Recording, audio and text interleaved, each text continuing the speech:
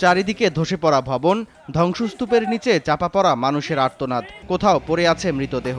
4 বছরের গৃহযুদ্ধ ও আর্থিক সংকটের পর শুক্রবারের ভয়াবহ ভূমিকম্পে মিয়ানমারের মধ্যাঞ্চল পরিণত হয়েছে মৃত্যুপুরীতে।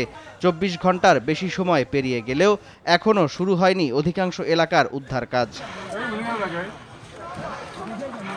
7.7 মাত্রার এ ভূমিকম্প আঘাত হানার পর থেকে ক্ষয়ক্ষতির মাত্রা বোঝা যাচ্ছে না এখনো। শনিবার দেশটির সরকারি হিসাবে নিহতের সংখ্যা 1600 ছাড়িয়ে গেছে, আহত হয়েছে কমপক্ষে 3500। তবে প্রকৃতপক্ষে হতাহতের সংখ্যা কমপক্ষে 10,000 বলে আশঙ্কা করছে যুক্তরাষ্ট্রের ভূতাত্ত্বিক সংস্থা USGS।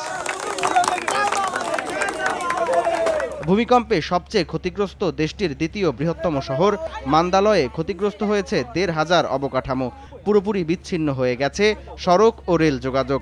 উদ্ধার কাজে যুক্ত সদস্যরা জানান, যন্ত্রপাতি ও প্রয়োজনীয় সরঞ্জামের অভাবে ব্যাহত হচ্ছে উদ্ধার তৎপরতা।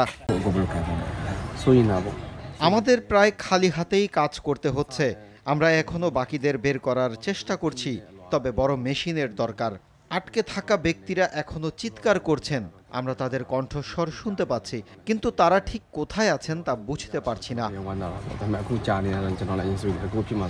দুর্যোগ মোকাবেলায় আন্তর্জাতিক সহায়তা চেয়েছে বিভিন্ন দেশের নিষেধাজ্ঞায় জর্জরিত মিয়ানমারের জান্তা সরকার। সহায়তার আশ্বাস দিয়েছে নিউজিল্যান্ড, অস্ট্রেলিয়া ও ভারত সহ একাধিক দেশ। উদ্ধার কাজে অংশ নিতে ফায়ার সার্ভিস কর্মী পাঠিয়েছে চীন।